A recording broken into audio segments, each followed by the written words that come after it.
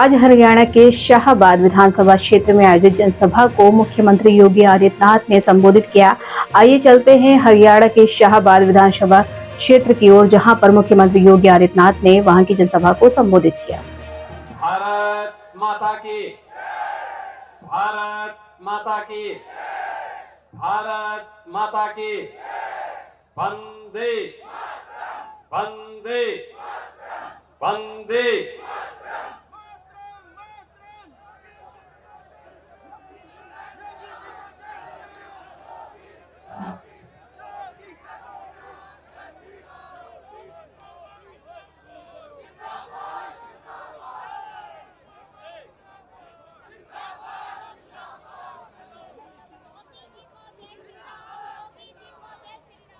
शारदीय नवरात्रि की प्रतिपदा तिथि जगत जननी मां भगवती के शैलपुत्री के रूप में पूजन और अनुष्ठान की तिथि आज से प्रारंभ हुई। मैं सबसे पहले आप सभी शाहबाद विधानसभा क्षेत्र और कुरुक्षेत्र जनपद के सभी बहनों और भाइयों को शारदीय नवरात्रि की हृदय से बधाई देता हूं। आप सबके प्रति अपनी शुभकामनाएं व्यक्त करता हूं। मंच पर उपस्थित लोकप्रिय सांसद कुरुक्षेत्र श्री नवीन जिंदल जी, भारतीय जनता पार्टी के लोकप्रिय प्रत्याशी श्री सुभाष कलसाना जी, जिलाध्यक्ष श्री सुशील राणा जी, विधानसभा के प्रत्याशी श्री धुमन सिंह जी, जिला प्रवासी श्री राघव लखनपाल जी, विधानसभा के प्रवासी अविनाश त्रिवेदी जी, भारतीय जनता पार्टी के सभी पदाधिकारीगण और इतनी समय के पूर्व शाहबाद विधानसभा क्षेत्र से जुड़े हुए सभी मेरे मतदाता बहनों और भाइयों, कुरुक्षेत्र दुनिया के अंदर यह पहला क्षेत्र है जो युद्ध क्षेत्र होने के साथ साथ धर्म क्षेत्र बन गया।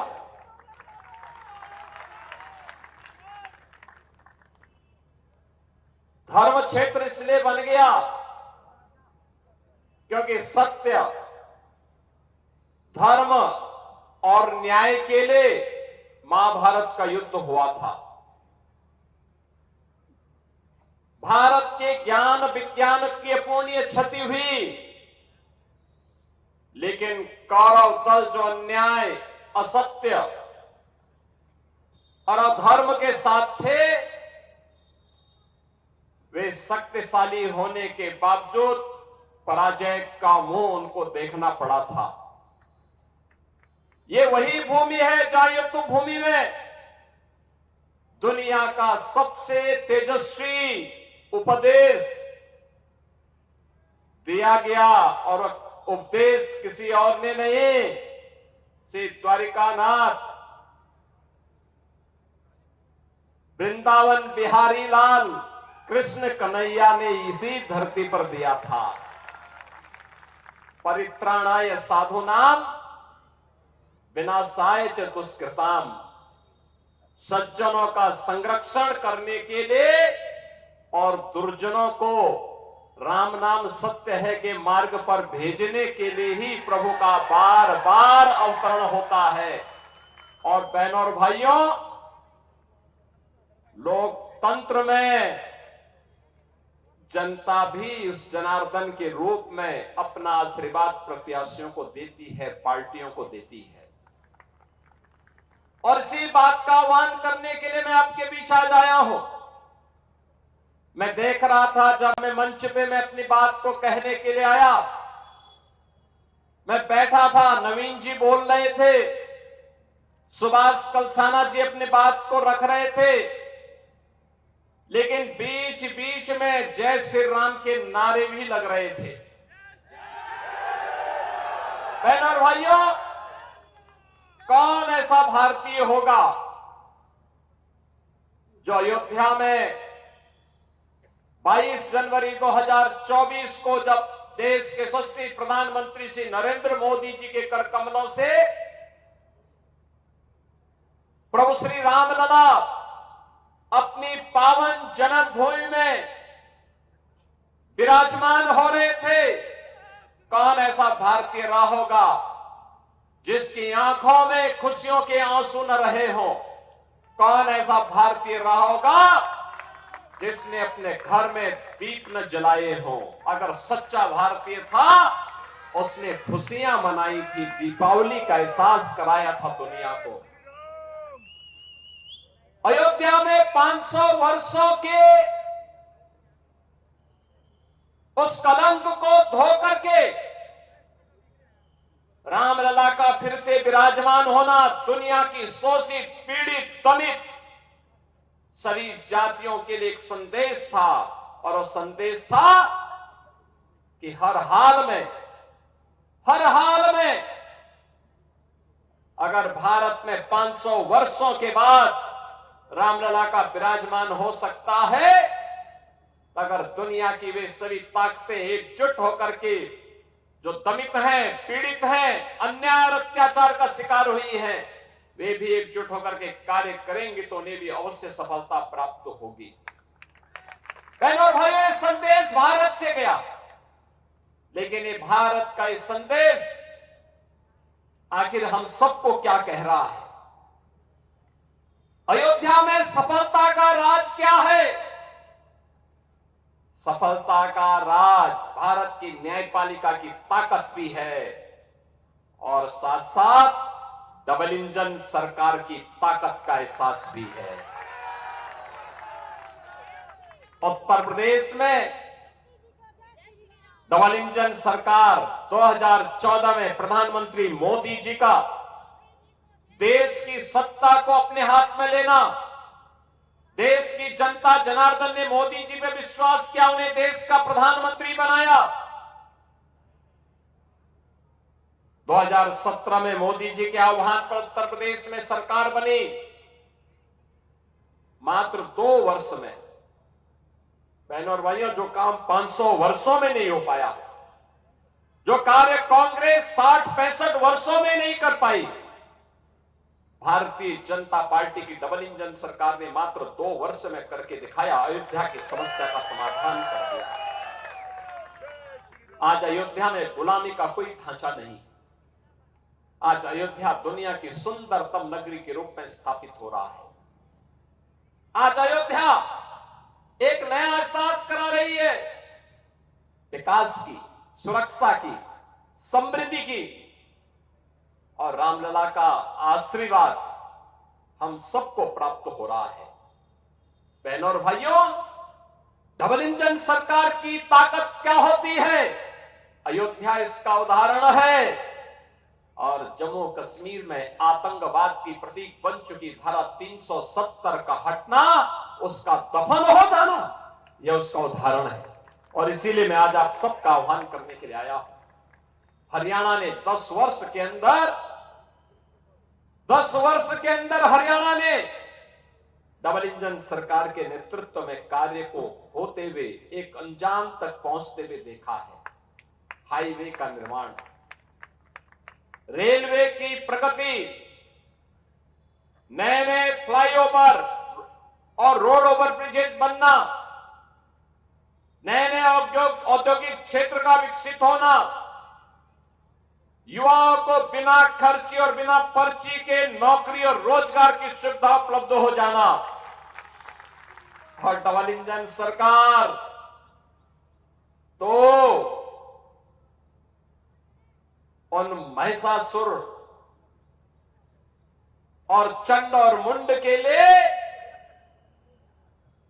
जगत जननी मां भगवती ही है जो नशे के कारोबार में लिप्त है। बहनों और भाइयों, ये नशे के जो कारोबारी है, जो देश को निगल जाना चाहते हैं, युवाओं की जवानी को छीन रहे हैं, ये आज के चंड और मुंड हैं, ये महिषासुर हैं। और इसीलिए मैं आपका एहसास कराने के लिए आया हूं। हरियाणा, इसके दो औरतें हैं, हरिभूमि, अन्नदाता किसानों के परिश्रम का की पावन भूमि है, लेकिन हरि आना भी है कि ईश्वर को बार बार बुलाने का है। हरि का मतलब श्री कृष्ण से है, श्री विष्णु से है, श्री राम से है। राम को बार बार इस धरती में बुलाने के लिए ही इसका नाम हरि आना हो गया है कि हरि बार बार आना यहां पे। यानी जो उपदेश 5200 वर्ष पहले कुरुक्षेत्र की भूमि में भगवान श्री कृष्ण ने दिया था, उसके लिए हमारे पूर्वजों ने इसका नाम हरियाणा लिखा।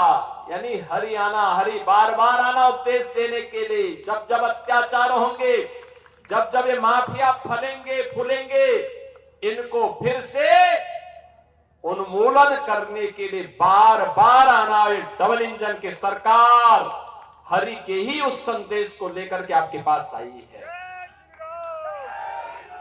बहनों और भाइयों, ये ड्रग माफिया हो या खनन माफिया, ये भू माफिया हो या पशु माफिया, इस संगठित अपराध में संलिप्त माफिया हो या कोई भी माफिया, ये समाज के लिए समाज के विकास का सबसे बड़ी बाधा है। वह विकास में बाधा है, खेल और खिलाड़ियों की प्रगति में बाधा है, युवाओं के रोजगार में बाधा है, वह बेटियों की सुरक्षा में भी बाधा है। और इसीलिए मैं आप सबको कहने के लिए आया हूं, भारतीय जनता पार्टी की डबल इंजन सरकार ने हरियाणा के अंदर प्रधानमंत्री मोदी जी के मार्गदर्शन में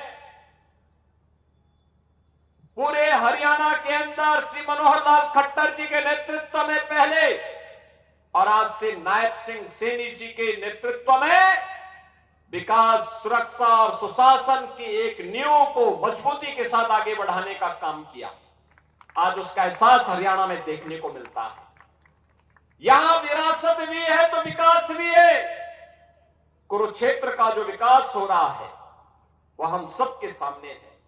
और मैं तो आपका हृदय से धन्यवाद करूंगा कि लोकसभा चुनाव में तमाम अफवाह के बावजूद कांग्रेस के द्वारा, आम आदमी पार्टी के द्वारा तमाम अफवाह फैलाई जा रही थी, उस अफवाह के बावजूद आप सबने भारतीय जनता पार्टी पर विश्वास किया, प्रधानमंत्री मोदी जी पर विश्वास किया और अपने लोकप्रिय सांसद के रूप में श्री नवीन जिंदल जी को कुरुक्षेत्र लोकसभा सीट में फिर से यहां से सांसद चुनकर के भेजा। बहनों और भाइयों, अच्छा जनप्रतिनिधि जनता को जनार्दन मानकर के उनकी सेवा करता है। नवीन जी और मैं 2004 से 2014 तक लगातार एक साथ सांसद थे। मैंने उनकी कार्य पद्धति को देखा है। भारत के आन बान और शान के प्रतीक भारत के तिरंगे को हर परिवार अपने घर में लगा सकता है और इस प्रतीक को अपने पास भी सिंबॉलिक लगा सकता है। इस लड़ाई को श्री नवीन जिंदल जी ने सुप्रीम कोर्ट तक लड़ करके फैसला करवाया था।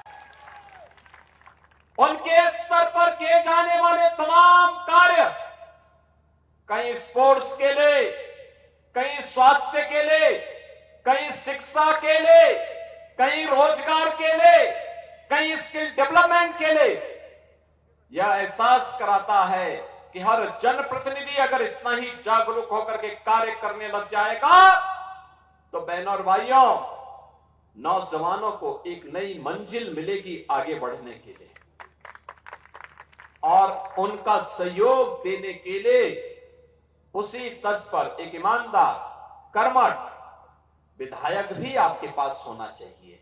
और इसके लिए भारतीय जनता पार्टी ने शाहबाद विधानसभा क्षेत्र में श्री सुभाष कलसाना को अपना प्रत्याशी बना करके आपके बीच उतारा है। बहनों और भाइयों, सुभाष जी पेशे से एक शिक्षक हैं, एक कॉलेज में लेक्चरर है, पढ़े लिखे हैं, सज्जन है, शिक्षा के महत्व को जानते हैं, नशा नाश का कारण है ये भी जानते हैं, खेल और खिलाड़ियों के महत्व को समझते हैं। विकास कैसे होना है? जब ये दोनों डबल इंजन मिलकर के, हरियाणा की डबल इंजन की सरकार और केंद्र की सरकार मिलकर के कार्य करेगी, तो वह विकास आपके द्वार तक पहुंचेगा। तब सड़क बनेगी, तब बिजली आएगी, तब पानी मिलेगा, तब औद्योगिक क्षेत्र विकसित होंगे, तब सरकारी क्षेत्र में और निजी क्षेत्र में रोजगार मिलेगा। इसके लिए डबल इंजन की सरकार होनी बहुत आवश्यक है। बहनों और भाइयों, यहां पर आज जो हमारे इस जनपद के प्रवासी प्रभारी के रूप में राघव लखनपाल और प्रवासी प्रभारी विधानसभा से अविनाश त्रिवेदी जी हैं, ये दोनों उत्तर प्रदेश में सांसद और विधायक के रूप में काम कर चुके हैं। उत्तर प्रदेश के अंदर 2017 के पहले कैसी सरकार थी आपको एहसास होगा। हर दूसरे तीसरे दिन दंगे होते थे, गुंडागर्दी चरम पर थी, बेटी सुरक्षित नहीं थी, व्यापारी का कोई सम्मान नहीं रह गया था, नौजवान को नौकरी नहीं मिलती थी। आज आप जाके देखिए यूपी के अंदर जितने बड़े माफिया थे, गुंडे थे, ये सब गुंडे और माफिया या तो जेल में है या राम नाम सत्य है की यात्रा में जा चुके हैं।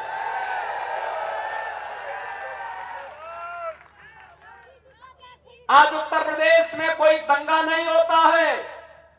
7.5 वर्ष में कोई दंगा यूपी के अंदर नहीं हुआ। और बहनों और भाइयों, डबल इंजन की सरकार में विकास कैसे होता है? Express highway, international connectivity, inter state connectivity, नए नए औद्योगिक क्षेत्र विकसित हो रहे हैं, लाखों करोड़ रुपए का निवेश हो रहा है, लगभग 7 लाख नौजवानों को वहां सरकारी नौकरी दी जा चुकी है, 2 करोड़ युवाओं को अब तक वहां पे निजी क्षेत्र में हुए निवेश में रोजगार के साथ जोड़ा जा चुका है। और डबल इंजन की सरकार का एहसास अयोध्या में राम जन्मभूमि में भव्य मंदिर के निर्माण के माध्यम से देखा जा सकता है, काशी में काशी विश्वनाथ धाम के माध्यम से देखा जा सकता है, प्रयागराज में दिव्य और भव्य कुंभ के माध्यम से देखा जा सकता है। आज कोई वहां पर भारत विरोधी गतिविधियों में, किसी समाज विरोधी गतिविधियों में लिप्त तत्व सिर उठा करके नहीं चल सकता, क्योंकि उसे एहसास है डबल इंजन की भाजपा की सरकार है। यह सुरक्षा हर बेटी हर बहन को सुरक्षा देना जानती है, हर व्यापारी का सम्मान करना जानती है, समाज में सज्जन शक्ति के संरक्षण के लिए कार्य करना जानती है, और दुर्जनों से ठीक से निपटने के लिए भी जानी जाती है।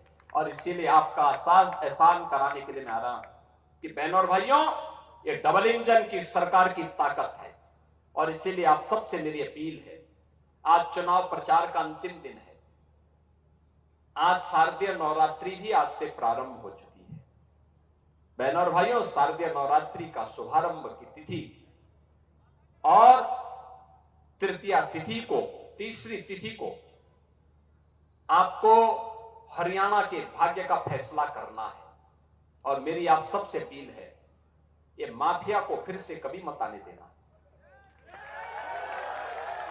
माफिया प्रवृत्ति को कभी मत पनपने देना। ये आने वाली पीढ़ी के भविष्य को खराब कर देगा, देश के भविष्य में सेंध लगाने का कार्य करेगा। ये माफिया, चाहे वह ड्रग माफिया हो, माइनिंग माफिया हो, कैटल माफिया हो या किसी भी प्रकार का माफिया, इस माफिया को कतई बर्दाश्त मत होने करिए। हरियाणा तो खेल और खिलाड़ियों की धरती है। ओलंपिक हो या एशियाड या कॉमनवेल्थ गेम्स, सर्वाधिक मेडल देश के लिए हरियाणा का जवान लेके आता है और इस अपने रिकॉर्ड को बनाए रखिए। एक विकसित हरियाणा के लिए, एक धाकड़ हरियाणा के लिए सुभाष कलसाना आवश्यक है और इसी के लिए कमल चुनाव चिन्ह पर 5 अक्टूबर को भारी बहुमत से उन्हें विजयी बनाने की अपील करने के लिए मैं आपके पास आया हूं। श्री सुभाष कलसाना को चुनाव जिता करके भेजेंगे? दोनों हाथ ला करके मुझे आश्वस्त करिए जहां तक आवाज पहुंच रही है। मेरे साथ बोलेंगे, आपकी आवाज चंडीगढ़ तक भी पहुंचनी चाहिए, आपकी आवाज दिल्ली और लखनऊ तक भी पहुंचनी चाहिए। इतनी जोर से बोलेंगे, भारत माता की, भारत माता की, भारत माता की जय श्री राम, जय जय श्री राम।